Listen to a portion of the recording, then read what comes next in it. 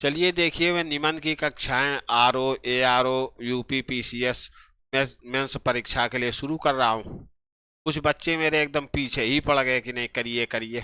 फिर मैंने भी बड़ा प्रयास किया। जो बुक्स वगैरह थी मार्केट में उनको देखे तो वास्तव में क्वालिटी उनकी बहुत घटिया है। और जो निबंध संभावित है कि आएंगे वो तो उनमें दिए ही नहीं है। वो तो अपना आसान आसान कट पेस्ट कर दिए। इसलिए मैं आपकी सेवा में अपने निबंध लेके हाजिर हुआ हूँ। और फिर कुछ लोग ये कहे कि नहीं नहीं, सीधे निबंध से शुरू करिए, बाकी सब पता है। लेकिन ऐसा मेरी हिम्मत नहीं पड़ी। और सही बात है कि ये बड़ी प्रसिद्ध कहावत है कि बिना कोक जो रति करे, बिन गीता भक ज्ञान, बिन पिंगल कविता रचे, तीनों पशु समान। तो हम लोगों को पशु नहीं होना है। तो इसलिए जो ऐसे का होमवर्क है कि कैसे बैकग्राउंडर है कि कैसे लिखा जाएगा, कैसे क्या किया जाए, आज का क्लास उसी के लिए समर्पित है।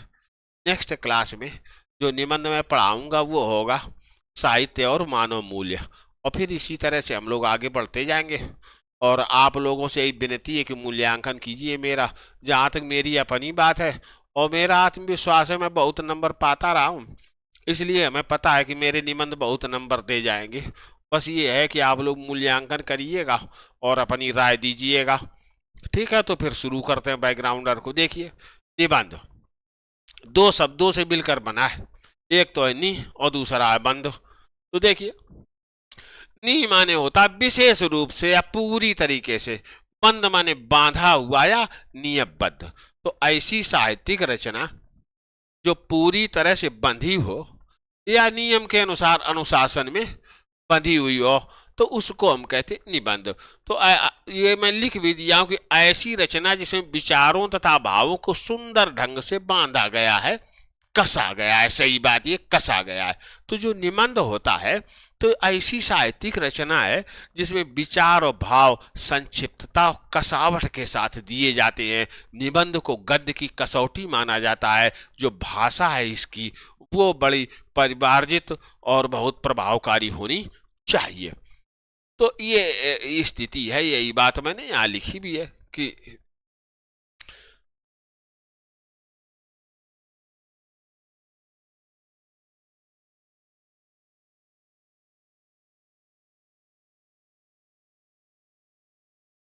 तो ऐसी रचना जिसमें विचारों तथा भावों को सुंदर ढंग से बांधा गया हो। निबंध को गद्य की कसौटी माना जाता है। इसमें ही भाषा के सर्वोत्कृष्ट और स्वाभाविक रूप के दर्शन होते। अब देखिए आगे बात है निबंध की विशेषताएं। क्या क्या निबंध की विशेषताएं होनी चाहिए?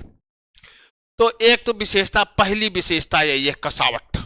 इसमें संक्षेप में बहुत बड़ी बड़ी बातें कह दी जाती हैं और निबंध की का जो ढांचा है उसको संतुलित रखा जाता है। तो निबंध में जो कसावट विचारों में भी लाई जाती है और भाषा में भी लाई जाती है। केवल कसावट भाषा तक सीमित नहीं है। विचारों की कसावट कैसे होती है कि उस विषय वस्तु जो टॉपिक, विषय वस्तु माने टॉपिक जो हमसे निबंध में पूछा गया, जैसे साहित्य और मानव मूल्य मैंने आपको बताया, तो ये हमारी विषय वस्तु या टॉपिक हो गया। यही तो हमसे पूछा जा रहा। तो जो विषय वस्तु या टॉपिक हमसे पूछा गया है तो उसमें विषय वस्तु के जितने अंग और उपांग हैं वो सबके उनका वर्णन तो हम करेंगे, लेकिन सब संतुलित रहना चाहिए, असंतुलित ना हो जाए। ये है विचारों की संक्षिप्तता। जैसे मानव मूल्य है, मैं चाहूं तो 6 पेज इनका महत्व मैं लिख डालूं। लेकिन अगर मानव मूल्यों के महत्व को हम 6 पेज लिख देंगे तो जो बाकी पहलू हैं वो दुर्बल हो जाएंगे, संक्षिप्त हो जाएंगे।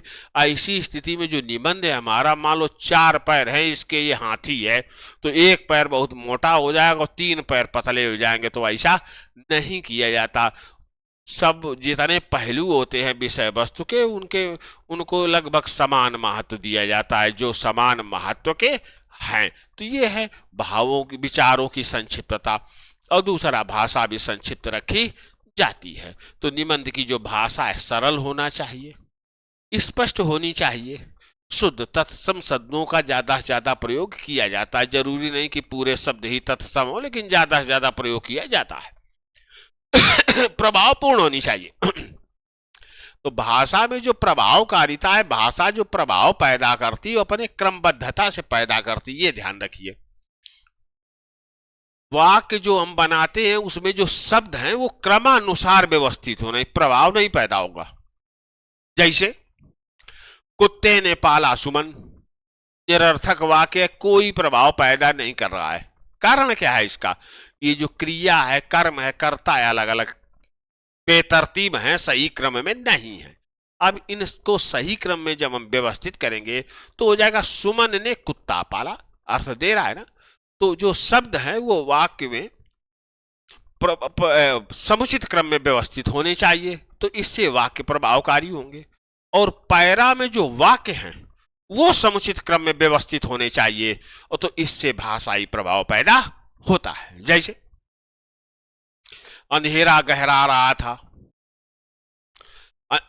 अंधेरा गहरा रहा था, हवा में अजीब तरह की सरसराहट हो रही थी, मैंने एक छाया देखी, मेरे रोंगटे खड़े हो गए और दिल जोर जोर से धड़कने लगा। देख रहे क्रमबद्ध है सब, तो डर का प्रभाव पैदा भी हो रहा है भाषा से और डर का प्रभाव बढ़ता भी जा रहा है। तो इस तरह पैरा क्रमबद्ध होनी चाहिए, शब्द जो वाक्य पैरा में क्रमबद्ध होने चाहिए, और पैरा भी विषय वस्तु के अनुसार एक दूसरे के हिसाब से क्रमबद्ध होने चाहिए। तो ये चीज है। आवश्यकता के अनुसार निबंध में दृष्टांतों का भी प्रयोग कर सकते हैं आप। दृष्टांत माने कोई भी ऐसी कठिन बात जिसको छोटी कथा या छोटा उदाहरण देके समझाया जाता है, तो ये छोटी कथा और छोटा उदाहरण है जिसको देकर कठिन बात समझाई जा रही है। इसको हम, इस छोटी कथा को हम उदाहरण कहते हैं। तो ये चीज है। आपके नीति शास्त्र का जो यूपीपीसीएस का पेपर हुआ उसमें एक बार पूछा भी गया था, भगवान कृष्ण जब जो है शांति दूत बन के हस्तिनापुर गए थे तो धृतराष्ट्र को उन्होंने समझाया कि वास्तव में जो सर्वोच्च महत्व की बात है वो धर्म है। अधिकांश मुद्दों पर जो सत्य है वो धर्म की रक्षा करता है, इसलिए सत्य को इतना महत्वपूर्ण माना जाता है। लेकिन कुछ ऐसी विशेष परिस्थितियां होती हैं जहां सत्य धर्म की रक्षा नहीं कर पाता, वहां अधर्म सत्य की रक्षा करता है। ऐसी स्थिति में वहां असत्य धर्म की रक्षा करता है। ऐसी स्थिति में वो जो असत्य होता है वो सत्य से ज्यादा महत्वपूर्ण होता है। इसको समझाने के लिए भगवान कृष्ण ने दो छोटी छोटी कथाएं सुनाई। एक तो कथा उन्होंने सुनाई कि एक चोर था, बहुत दुर्दांत चोर था, प्रजा का जीना आराम किए हुए था। राजा एक दिन राजा को मिल गया तो राजा चोर का पीछा करते करते चलने लगा। चोर बहुत डरा तो एक मुनि के बगीचे में घुस गया। मुनि वहां पर तपस्या कर रहे थे। राजा जब आया तो उसने ध्यान दिया तो उसको भी लगा कि और कोई छिपने की जगह नहीं, वास्तव में कुटिया में छिपा है। राजा गया, मुनि को प्रणाम किया और मुनि से कहा कि प्रभु ये बहुत दुर्दांत चोर है, प्रजा का जीना हराम कर दिया है, आपकी कुटिया में छिपा है। कहाँ छिपा है? बगीचे में। मुनि कुछ बोले नहीं लेकिन इशारा कर दिया उन्होंने। जब इशारा कर दिया तो राजा गया और चोर की हत्या कर दी। तो सच बोला मुनि ने। उससे क्या हुई? मानव हत्या। उसी पाप से जो मुनि है वो अनंत काल तक नरक में सड़ रहे हैं, ये भगवान ने धृतराष्ट्र को बताया। दूसरा उदाहरण उन्होंने दिया कि जो परशुराम जी थे, एक हस्तिनापुर का राजा था हस्ती, दोनों के बीच युद्ध हुआ। उस युद्ध में परशुराम जी ने उसकी पूरी सेना और राजा को मार डाला, लेकिन दो लड़के किशोर थे, वे लड़के उस मारकाट से डर कर एक घर में जाके छिप गए। परशुराम जी ने देख लिया तो सारी मारकाट करने के बाद उस घर के सामने पहुंचे और वहां कहने लगे, दो क्षत्रिय लड़के इस घर में छिपे हुए हैं और निकल आओ जल्दी से, नहीं तो फिर मार डालेंगे, इस घर में आग लगा देंगे। ऐसी स्थिति में एक पंडित घर के अंदर से निकला, उनके पैरों पर सिर रख के बोला कि महाराज ये तो ब्राह्मण है, ये क्षत्रिय नहीं है। अब परशुराम जी कहे कि बाहर निकाल के लाइए। जब बाहर निकाल के लाए तो परशुराम जी ने कहा कि हर तरह से हमें क्षत्रिय लग रहे, इनको मारने दीजिए। पंडित ने फिर पैरों पे सिर रख दिया कि ये पंडित हैं। तो परशुराम जी ने कहा कि हम तभी मानेंगे कि ये ब्राह्मण है जब ये भात बनाए और तुम खाओ। उस पंडित ने स्वीकार कर लिया, लड़कों ने भात बनाया, पंडित ने जब खाना शुरू किया तो परशुराम जी वहां से चले गए। उस ब्राह्मण ने असत्य बोला, असत्य बोलकर उन लड़कों के प्राणों की रक्षा की। उसी असत्य के पुण्य के बल पर वो स्वर्ग में लंबे समय से मौज कर रहा है। तो देख रहे, ये रहते दृष्टांत इस तरह से होते हैं। तो दृष्टांतों का प्रयोग, सूक्तियों का प्रयोग, सूक्ति माने कोई नीति पर गहरे ज्ञान वाला कथन, उसको सूक्ति कहते हैं। जैसे स्वामी विवेकानंद ने कहा कि औरतों की स्थिति में सुधार लाए बगैर विश्व का कल्याण संभव नहीं है, चिड़िया एक पंख से उड़ान नहीं भर सकती। तो देख रहे हो, तो ये सूक्ति हम लिख सकते हैं और नीचे लिख दें स्वामी विवेकानंद। तो इस तरह से ये गहरे ज्ञान के कथन है।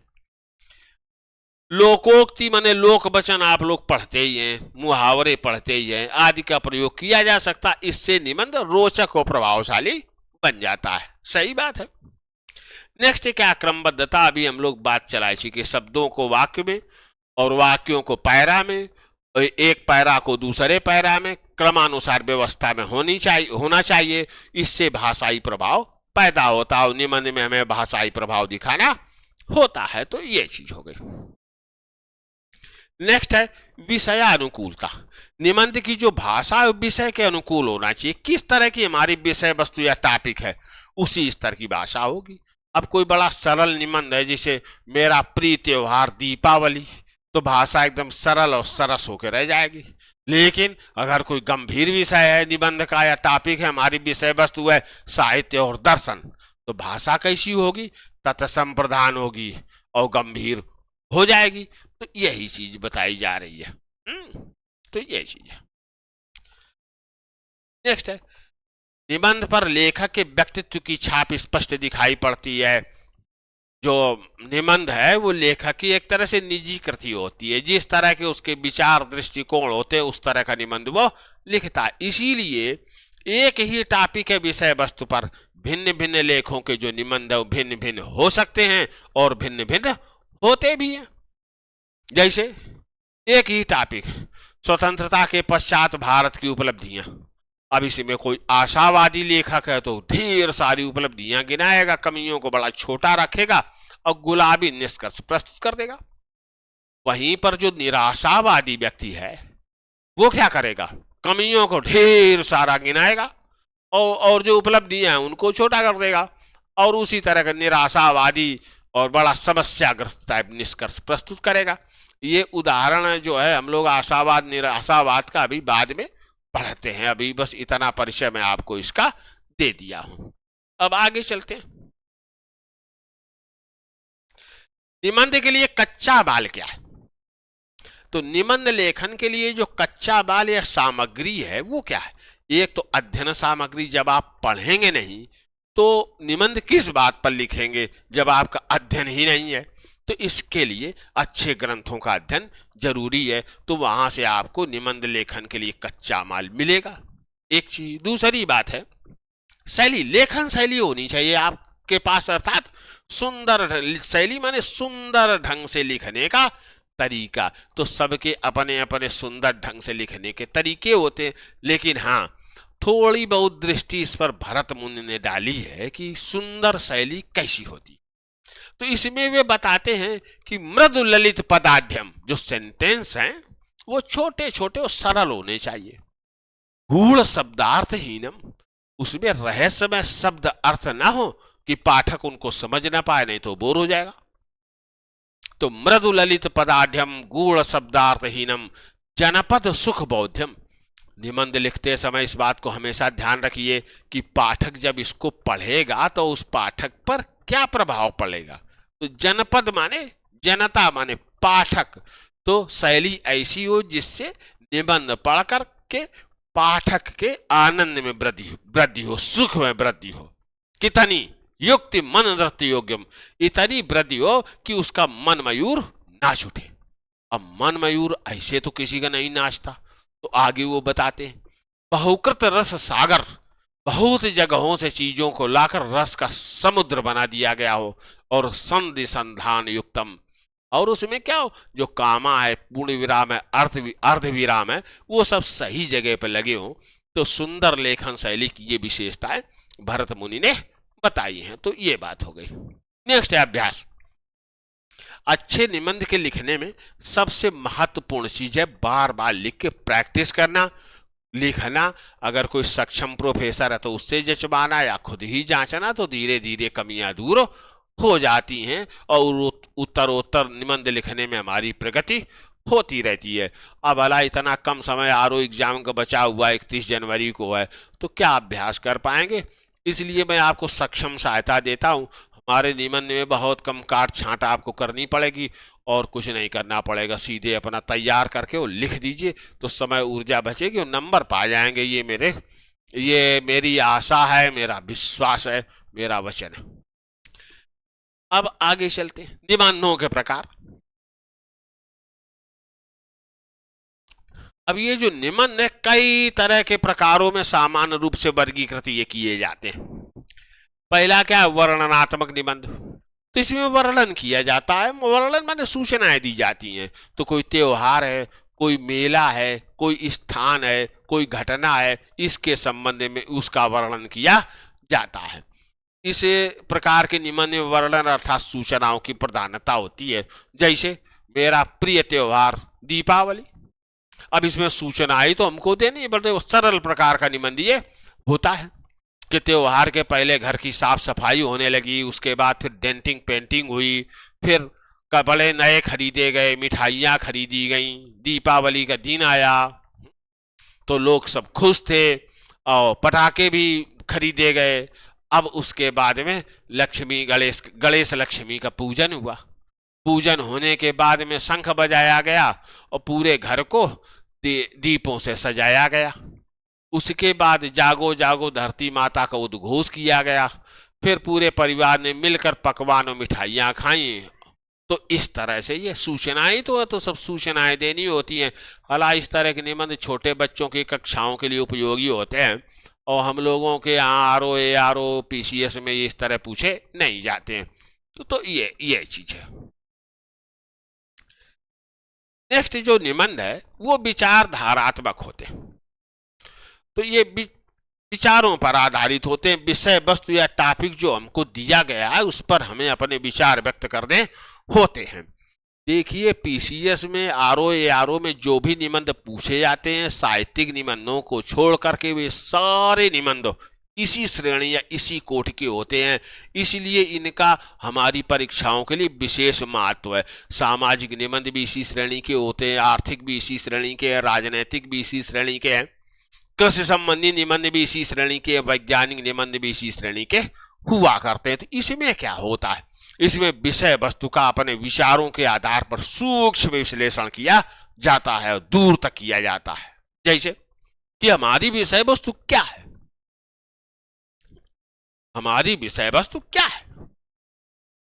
मान लो जैसे दहेज पर निबंध आ गया तो दहेज क्या है, तो इसको हम बड़ा सूक्ष्मता के साथ बताएंगे कि ब्याह के पहले, ब्याह के समय और ब्याह के बाद ब्याह की एक शर्त के रूप में जो धन और वस्तुएं कन्या पक्ष के द्वारा वर पक्ष को दी जाती हैं उनको समग्रता में दहेज कहा जाता है। तो इस तरह हम कर देंगे। अब फिर इसके नीचे हम बताएंगे दहेज का विस्तार तो भारत में तो है ही। तो भारत में किन कालखंडों से दहेज का विस्तार, तो काल के आधार पर इसका विस्तार जब हम बताएंगे तो अनंत काल से हमारे यहाँ दहेज लेने देने की परंपरा है। योग वशिष्ठ में महर्षि वशिष्ठ भगवान राम को उपदेश देते हैं। भगवान राम कब थे, 10,000 साल पहले। तब वो कहते हैं कि पुत्री थे जाता महती थी चिंता। पुत्री के पैदा होते ही महती चिंता हो जाती, माने बड़ी चिंता हो जाती। पुत्री थे जाता महती थी चिंता कसमई प्रदेय थी। ये पुत्री अब किसको दी जाएगी, महावितर्का, महान तर्क वितर्क चलने लगता है। दत्ता सुखम प्रापसवान वेती, जिसको ये दी जाएगी उसको दिए जाने पर क्या ये सुखी रहेगी। कन्या प्रतत्वम खल चिंताया, कन्या के पिता की चिंताओं का अंत तो नहीं है। तो ये चीज देख रहे, उस समय भी दहेज को लेके बड़ा आशंकित समाज था। तो ये तो काल के आधार पर विस्तार हो गया। अब क्षेत्र के आधार पर देखिए तो भारत नेपाल में तो है ही, लेकिन ऐसा नहीं है कि विवाह कहीं सादगी के लिए जाने जाते ना। एक जर्मन कहावत है, it is not man that marriage mat. ये केवल दूल्हा नहीं है जो दुल्हन से ब्याह करता है। कैटिल मैरी कैटिल, जो पशु हैं वो पशुओं से ब्याह करते हैं। वाइनयार्ड्स मैरी वाइनयार्ड्स, अंगूर के बागान एक दूसरे से ब्याह करते हैं। तो ये जर्मन कहावत भी कहती कि विवाह का जो आर्थिक पक्ष है बड़ा सबल होता है। तो ये चीज, ये बात कही जा रही है। फिर क्या होगा, दहेज के कारणों पर का सूक्ष्म विश्लेषण किया जाएगा। दहेज के जो परिणाम है जिनके कारण ढेर सारी लड़कियां कुंवारी बैठी हैं, ढेर सारी जिंदा जलाई जा रही है। ढेर सारी आत्महत्या के लिए विवश हैं, ढेर सारी मनोरोगी हो गई हैं, व्यक्ति, परिवार और समाज सब इस कलंक के कारण बिखर रहे हैं। तो परिणाम बताए जाएंगे। फिर इस समस्या के समाधान के लिए प्रयास क्या किए गए, तो सरकारी प्रयास बताए जाएंगे, सामाजिक प्रयास बताए जाएंगे, फिर समस्या समाधान के लिए सुझाव दिए जाएंगे। इस तरह से चलता है विचार प्रधान या विचारात्मक निबंध। ओके, तो ये बात होती।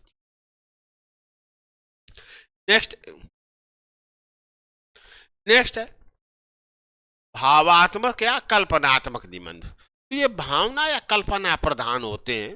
तो कल्पना जो लोग अपना करते हैं तो उस तरह से कल्पना कर करके इनको लिखते हैं। ये निबंध भी हमारी परीक्षाओं में पूछे नहीं जाते हैं, छोटे बच्चों के लिए ज़्यादा उपयोगी रहते हैं ये छोटी कक्षाओं में। जैसे यदि मैं प्रधानमंत्री होता या मेरे सपनों का भारत, तो इस तरह के निबंध होते हैं। और इसमें अपना जितना भाव, हृदय की भाव माने हृदय की तरंगें जो भी पैदा हो रही हैं सब अपना क्रमबद्ध तरीके से लिखी जाती हैं। तो ये चीज है। तो ये बात है। अब आते हैं साहित्यिक या आलोचनात्मक निबंध पर। तो अब भाई साहित्य वाले टॉपिक पे जब आप निबंध लिखेंगे तो भाषा आपकी साहित्यिक होगी। तो इसमें 3 तरह के निबंध रहते हैं। किसी साहित्यकार पर निबंध, जैसे पहले पीसीएस में पूछा जाता था कि मेरा प्रिय कवि, मेरा प्रिय लेखक, तो ये निबंध आ जाते हैं। दूसरा, किसी जो साहित्यिक विधा है, जैसे उपन्यास है, कहानियां हैं, नाटक हैं, तो उन पर निबंध आ जाते हैं। जैसे हिंदी साहित्य में उपन्यासों का विकास, हिंदी साहित्य में कहानियों का विकास, हिंदी साहित्य में आलोचना का विकास। तो इस तरह के ये साहित्यिक विधाएं हैं। इन पर जो निबंध पूछे जाते हैं वो साहित्यिक निबंध कहलाते हैं। और तीसरे साहित्यिक निबंध होते हैं साहित्यिक वृत्ति पर आधारित। वृत्ति माने रुझान। किसी कालखंड में किसी साहित्य का जिस तरफ रुझान रहा है तो उसको उस समय की साहित्यिक वृत्ति कहा जाता है। तो जैसे हिंदी साहित्य का स्वर्ण युग या हिंदी साहित्य का भक्ति काल, तो उसका वर्णन कीजिए, तो ये साहित्यिक निबंध हो जाएगा। या वर्तमान में कंप्यूटराइजेशन, आर्टिफिशियल इंटेलिजेंस के फलस्वरूप डिजिटल हिंदी का उदय हुआ है, तो डिजिटल हिंदी पर निबंध लिखिए, तो ये साहित्यिक निबंध हो जाएंगे। साहित्यिक निबंधों की जो भाषा होती है बड़ी सरस होती है। इस गद्य को पढ़ने में पद्य जैसा आनंद मिलता है और तत्सम प्रधान भाषा होती है। तो ये चीज।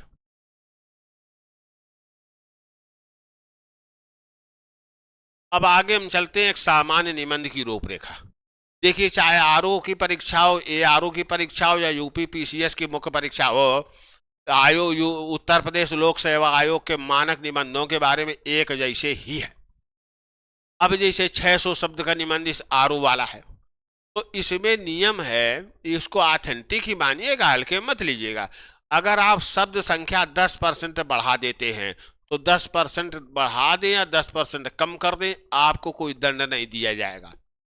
यदि आप शब्द संख्या को 10% से ज्यादा ले जाते हैं तो आपके पूर्णांक का 8% अंक प्राप्तांक से काट लिए जाएंगे। ये कमीशन का नियम है। लेकिन वहां जो कॉपी जांचने वाले लोग हैं वो बताते कि वहां कोई शब्द गिनता नहीं है।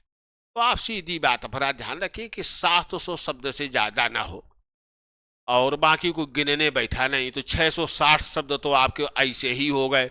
अब वो 40 शब्द है तो उसमें आप बच जाएंगे। तो 700 शब्द के लगभग आप लिख दीजिए। अगर आप शब्द संख्या कम रखेंगे तो ऐसी परिस्थिति में जब भाषा कम होगी तो भाव भी हो सकता है आपके कम हो जाए, तो निबंध का जो गुणवत्ता है वो दुर्बल हो जाए। तो ये चीज ध्यान रखी जाती है। इसलिए शब्द सीमा को कम तो हम कर नहीं सकते, बिना दंड पाए जितना बढ़ा सकते हैं उतना हम बढ़ाते हैं, और ज्यादा से ज्यादा सार भाव हमारा होता है। तो ये चीज। अब ये एक ढांचा है, रूपरेखा ढांचा है। देखिए, पहले प्रस्तावना दी जाएगी, फिर जो निबंध की विषय वस्तु है उसका विस्तार किया जाता है, उसका विकास किया जाता है, और लास्ट में निष्कर्ष दे दिया जाता है। अब जो प्रस्तावना है इसका क्या उपयोग है? तो प्रस्तावना अपने आप में जो नंबर देती है वो तो देती ही है, लेकिन प्रस्तावना ही पाठक के मन में रुचि जगाती है, उत्सुकता जगाती है कि वो बाकी निबंधों को पढ़े। अगर प्रस्तावना आपकी बोरिंग, जटिल, गलत है तो कोई आगे पढ़ेगा ही नहीं। कैसे? आपके मित्र को पता है कि आप बहुत अच्छा समोसा बनाते, तो वो स्वादिष्ट समोसे खाने आपके पास आया हुआ है। आपने भी खुशी से समोसे वही स्वादिष्ट बनाए, लेकिन आप अब उसको गंदी प्लेट या जूठी प्लेट में रख के दे देते। क्या वो समोसा खाएगा? नहीं खाएगा। और जब वो नहीं खाएगा, अब आप उसको डांटिए कि बेवकूफ, कहेंगे तुझको समोसा खाना है कि प्लेट खाना है? ये सही बात है, प्लेट उसको खाना नहीं है, लेकिन प्लेट समोसे के खाने का माहौल बना रही है ना, परिस्थितियां बना रही है, उसको आपने जूठा कर दिया।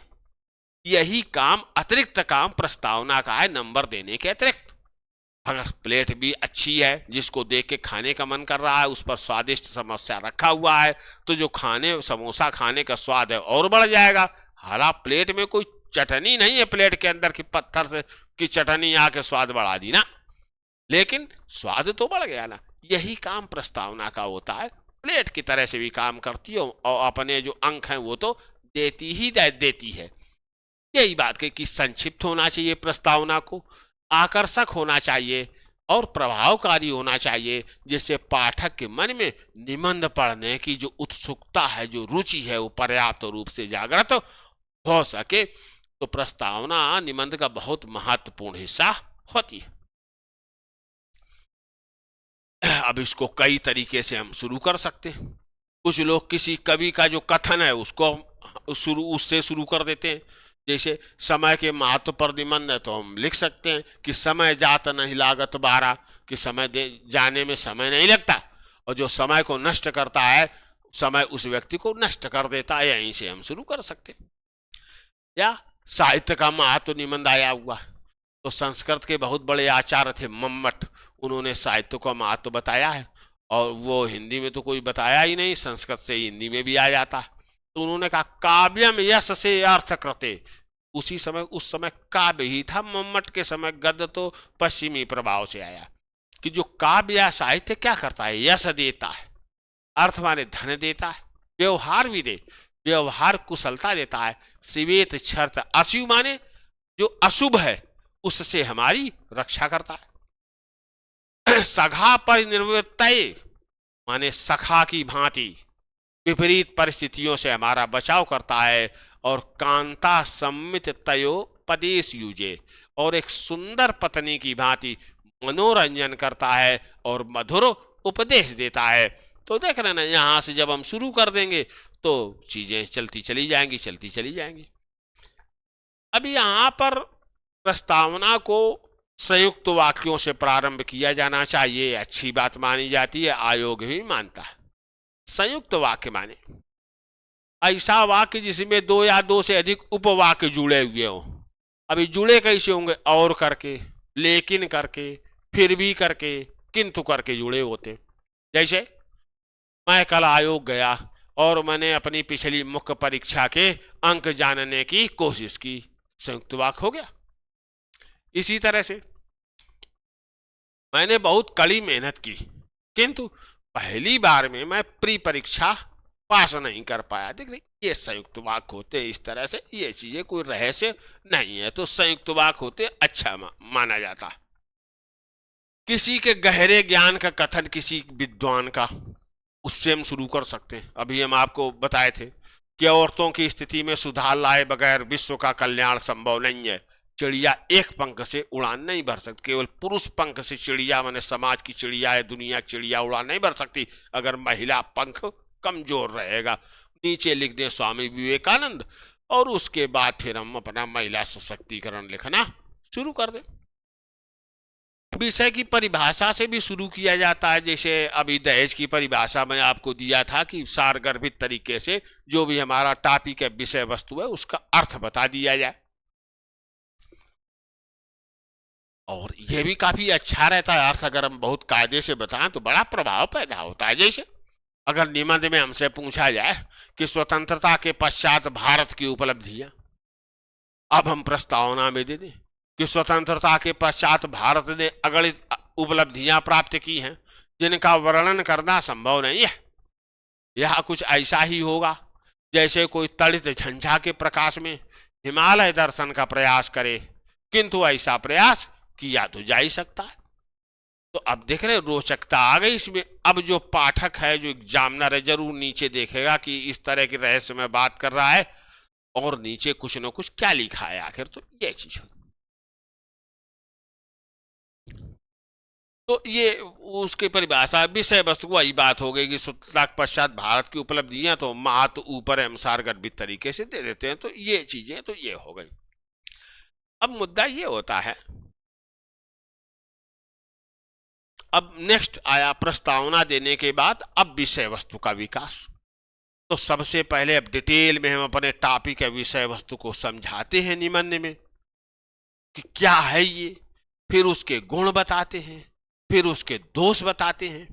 अब जब गुण और दोष दोनों हमने बता दिए है, तो अब वास्तव में इन गुणों और दोषों के सहित हमारी विषय वस्तु या टॉपिक का वास्तविक स्वरूप क्या उभरता है, तो ये संतुलन में हम बताने की कोशिश करते हैं।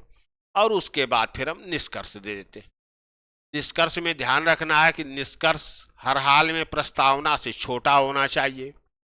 निष्कर्ष में वाक्य सरल होने चाहिए, संयुक्त वाक्य का प्रयोग नहीं किया जाना चाहिए।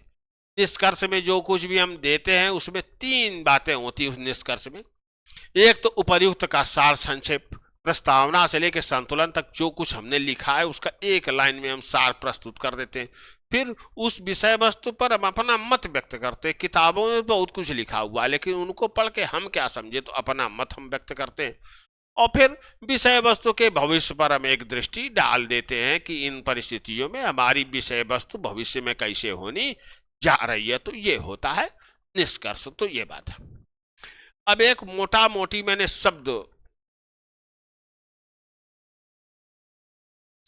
मोटा मोटी जो शब्द है, शब्द संख्या हमने मोटी मोटी बता दी आपको। जैसे 700 शब्द के लेके मैं चला तो 35 से लेके 50 शब्द की प्रस्तावना आपकी हो गई।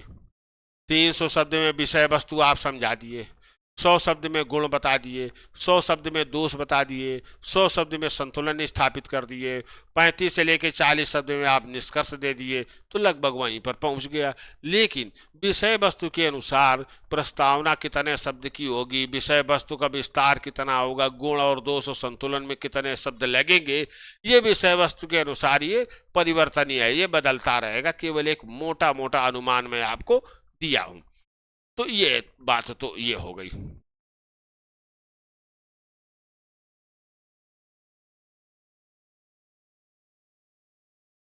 ये चीज। अब निबंध लेखन की प्रक्रिया का उदाहरण तो देखिए, स्वतंत्रता के पश्चात भारत की उपलब्धियां अगर ये निबंध आ जाए, तो शुरू में मैंने बात चलाई थी कि आशावादी अलग तरह से लिखेगा, निराशावादी अलग तरह से लिखेगा, और निबंध में लेखक के व्यक्तित्व की छाप होती है। देखिए कैसे। अब अगर कोई आशावादी है तो आशा से भरी प्रस्तावना देगा, वही जो अभी मैं आपको बताया था। तो क्या लिखेगा, यही लिखेगा कि स्वतंत्रता के पश्चात भारत ने अगणित उपलब्धियां प्राप्त की हैं, जिनका वर्णन इतनी ज्यादा है कि जिनका वर्णन करना संभव नहीं है। यह कुछ ऐसा ही है जैसे तड़ित झंझा के प्रकाश में कोई हिमालय दर्शन का प्रयास करे, किंतु ऐसा प्रयास किया तो जा ही सकता है। अब फिर नीचे अपना शुरू करेगा वो कि स्वतंत्रता, भारत की स्वतंत्रता के साथ ही नवोदित गणतंत्र के नवजात हृदय को निर्ममता पूर्वक भारत और पाकिस्तान के 2 असमान भागों में काट दिया गया, और नवोदित गणतंत्र सांप्रदायिकता की आग से धू धू करके जल उठा। मानवता ने अपने इतिहास का सबसे बड़ा प्रवास देखा। भारत पाकिस्तान विभाजन के समय जितना विस्थापन जनसंख्या का हुआ था, उतना और कहीं विश्व इतिहास में कभी हुआ नहीं है। तो मानवता ने अपने इतिहास का सबसे बड़ा प्रवास देखा, जिसे हम सफलतापूर्वक प्रबंधित कर ले गए। ये कोई हमारी छोटी उपलब्धि नहीं थी। उसके बाद तब फिर हम आगे आते हैं। हमने दुनिया के सबसे ज्यादा बंद माने श्रेणीबद्ध, श्रृंखलाबद्ध, भेदभावपूर्ण, दुनिया के सबसे बंद, रूढ़िवादी, परंपरागत समाज के लिए लोकतांत्रिक, समतामूलक, गणतंत्रात्मक संविधान दिया। केवल दिया ही नहीं, अपने संवैधानिक मूल्यों पर हम दृढ़ता के साथ आज भी अडिग रूप से अमल कर रहे हैं। और ये संविधान केवल हमारी राज्य व्यवस्था का संचालक ही नहीं है, बल्कि समाज सुधारों का सर्वाधिक शक्तिशाली उपकरण भी है। और इसी संविधान के इस प्रभाव के कारण दुनिया का सबसे ज्यादा रूढ़िवादी बंद परंपरागत समाज खुल रहा है, लोकतांत्रिक मानवतावादी समतामूलक होता चला जा रहा है। हमारी ये उपलब्धि छोटी नहीं है, क्योंकि हम विश्व के उस भाग में रहते हैं जहां हमारे पड़ोसी अपनी सुविधा अनुसार लोकतांत्रिक से अलोकतांत्रिक और अलोकतांत्रिक से लोकतांत्रिक होते रहते हैं। तो ये बात जो है मैं कर दूंगा।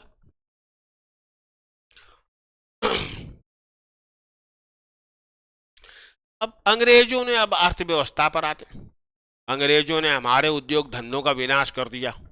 हमने तृणमूल स्तर या घास के स्तर पर, जमीनी स्तर से जीरो के स्तर पर शुरू किया। आज हम विश्व की 5वीं सबसे बड़ी औद्योगिक अर्थव्यवस्था है और हमारे उद्योग तेजी से उन्नति कर रहे हैं और हमारा भविष्य यहाँ पर आशाओं से भरा हुआ है। अब फिर हम आगे आएंगे। हमारी जो अर्थव्यवस्था है आज विश्व की 4थी बड़ी अर्थव्यवस्था बन चुकी है, और विश्व में सबसे तेजी से विकसित हो रही अर्थव्यवस्था है। केवल हम ही नहीं, संपूर्ण विश्व आश्वस्त है कि हमारा आर्थिक भविष्य उज्जवल है। तो ये चीजें जो है कही जा रही है, ये सच है कि अभी भी बैलगाड़ियों को अपनी सड़कों से हम पूरी तरह हटा नहीं पाए, अर्थात परंपरागत व्यवस्था चल रही है, किंतु विश्व का दूसरा सबसे बड़ा सड़क संजाल हमने बनाया है, विश्व का 4था सबसे बड़ा रेलवे संजाल हमने बनाया है, अंतरिक्ष में हमारे सैटेलाइट हैं, चंद्रमा और मंगल की यात्रा हम कर चुके हैं, विश्व की आज हम जानी मानी अंतरिक्ष शक्ति हैं। फिर नेक्स्ट आगे आएंगे। अभी भी हमारे अनेक घरों में जो खाना है उपलों और लकड़ियों से पकाया जाता है, जिससे प्रदूषण फैलता है, महिलाओं की आंखें और फेफड़े खराब होते हैं, किंतु हमने महत्वाकांक्षी कार्यक्रम चला करके एलपीजी को प्रोत्साहित करके और उस पर सब्सिडी देके हमारे अधिकांश घरों में अब खाना एलपीजी के आधार पर बन रहा है, जिससे पर्यावरण को हानि भी नहीं हो रही है, भू उर्वरता भी कम नहीं हो रही है और महिलाओं की जो आंखें और फेफड़े हैं उनकी भी रक्षा हो रही है। शेष लोग जो बचे हैं धीरे धीरे हम कार्यक्रम चलाकर उनको भी उपलों से और लकड़ी से हटाकर एलपीजी पर ले आएंगे। अब ये कोई कठिन काम नहीं रहा है। साथ ही साथ हमारी नाभिकीय भट्टियां भी हैं, हमारे परमाणु बम भी हैं, हम विश्व की जानी बानी नाभिकीय शक्ति हैं। और अभी हाल ही में हमने जिस आधुनिक नाभिकीय ऊर्जा कार्यक्रम की घोषणा की है वो इतना बड़ा है कि पूरा विश्व विस्मय से भरा हुआ है। तो ये चीज हम कह देंगे। हमारा जो सेवा क्षेत्र है बड़ी तेजी के साथ उन्नति कर रहा है। हम विश्व में सॉफ्टवेयर निर्यात के क्षेत्र में विश्व नेता हैं, हमसे ज्यादा कोई सॉफ्टवेयर निर्यात नहीं करता। हम विश्व में भारतीय मेधा का निर्यात कर रहे हैं और ये मेधा पूरे विश्व में अपने झंडे गाड़ रही है और अतुलनीय मानी जा रही है। कृषि जो क्षेत्र है हमारा, तो इसमें डिजिटल जो तकनीकें हैं, जो यंत्रीकरण हैं और नवीन से नवीन तकनीकों का हम इसमें उपयोग कर रहे हैं, जिससे हमारा जो कृषि उत्पादन है, जो उत्पादकता है, बढ़ती चली जा रही है। तो ये बात, हाँ, अब ये तो गुणों पर आ गए, अब दोषों पर भी हम आएंगे। भाई ऐसा नहीं कि एकांगी एक पक्षी आप हो जाइए, अभी भी कई दोष भी हैं कि उपर्युक्त के बावजूद भारत में धनी और निर्धन के बीच असमानता की खाई लगातार चौड़ी होती चली जा रही है, जिससे असंतोष भड़क रहा है। 1% जो हमारा उच्च वर्ग है उसके पास भारतीय संसाधनों का बहुत बड़ा हिस्सा है और जो पीछे से 1% वर्ग है उसके पास ना के बराबर हिस्सा है। ये स्थिति ठीक नहीं है, इसे सुधारने की आवश्यकता है। आगे चलिए, भ्रष्टाचार बहुत बड़ी समस्या है और लगातार नए से नया कीर्तिमान भ्रष्टाचार के क्षेत्र में हम बनाते चले जा रहे हैं, जिससे जनता दुखी भी हो रही है। कुंठित भी हो रही है और असंतोष बढ़ता चला जा रहा है। हमारे अनेक उपायों के बावजूद आज भी हरिजनों की, गिरिजनों की, वेश्याओं की, विधवाओं की अपनी अलग अलग श्रेणियां बनी हुई हैं। महिलाएं व्यक्ति के रूप में समाज में अपनी सफल पहचान बनाने के लिए प्रयास ही कर रही हैं, अभी बना नहीं पाई है। दूषित भोजन और दूषित पेयजल से होने वाली बीमारियां आज भी राष्ट्रीय आपदा बनी हुई है। तो ये चीज, मलिन बस्तियां कैंसर की तरह हमारे शहरों के अंदर और उनकी चार दीवारी पर फैलती चली जा रही हैं। राजनेता, नौकरशाह और अपराधी त्रिकोण आज भी अपने व्यक्तिगत हितों को भारत राष्ट्र के हितों पर अधिमान दिए जा रहा है। तो ये सब चीजें अब लास्ट में हम निष्कर्ष दे देंगे कि इस प्रकार भारत आशावादियों और निराशावादियों दोनों को निराश करते हुए अपनी स्वतंत्र गति और स्वतंत्र रुचि से वैश्विक महाशक्ति बनने की ओर अग्रसर है। हमें आशा और उत्साह के साथ प्रतीक्षा करनी चाहिए। तो ये है, ये आशावादी का अपना निबंध लिख दिया। अभी यहीं पर अगर निराशावादी लिखेगा तो वो किस तरह शुरू करेगा? तो अपनी प्रस्तावना शुरू करेगा कि स्वतंत्रता के पश्चात भारत की उपलब्धियां, अब वो शुरू करेगा कि भारत के स्वतंत्रता कामी नेतृत्व ने जनता को विश्वास दिलाया था कि उसकी सारी समस्याओं का एकमात्र कारण विदेशी शासन है। इसलिए जनता ने कंधे से कंधा मिलाकर अगणित त्याग और बलिदान दिए, जिसके फलस्वरूप भारत ने स्वतंत्रता का स्वर्ण प्रभात देखा। किंतु स्वतंत्रता की प्राप्ति के पश्चात जनता की उपजी हुई आशाओं और उनको पूरा करने में हमारी असफलताओं के कारण जन विद्वेष लगातार भड़कता जा रहा और तेज होता चला जा रहा है। आशाओं के इस असमय गर्भपात की वेदना जगह जगह बिखरी दिखाई पड़ती है। अब हम आगे स्वतंत्रता के पश्चात जो कुछ भारत हमें मिला उसका 10% क्षेत्रफल चीन और पाकिस्तान ने हमसे छीन लिया। हमारी संसद ने कसम खाई कि जब तक हम एक एक इंच वापस नहीं ले लेंगे और तब तक हम चैन से नहीं बैठेंगे। लेकिन निर्लज संसद अपनी कसम भूल चुकी है और एक भी इंच वापस आना अभी शेष है। वह बचा कुचा क्षेत्रफल जिस पर भारत सरकार का आदेश चलता है, वहां भ्रष्टाचार और अकर्मण्यता को छोड़कर तीसरा कीर्तिमान स्थापित होना अभी शेष है। और ये सही बात है, ये बात वो करेगा, ये चीज है। इतना छीनने के बावजूद हमारी सीमाएं आज भी विवादास्पद बनी हुई है।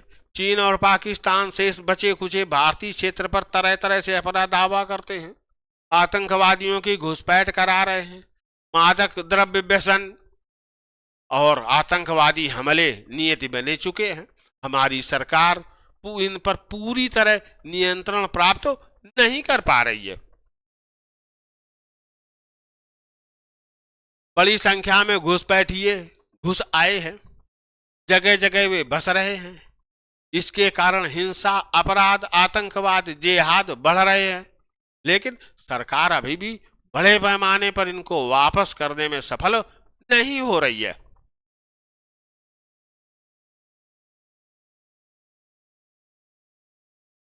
तो इस तरह लिखता चला जाएगा। तो अब इसको पूरा एक झलक मैं दे दिया हूं आपको। तो आज का क्लास यहीं तक है, अब इसको देखिएगा और धन्यवाद। और अगले क्लास में हम लोग साहित्य और मानवीय मूल्य निबंध पढ़ेंगे। Okay, thanks.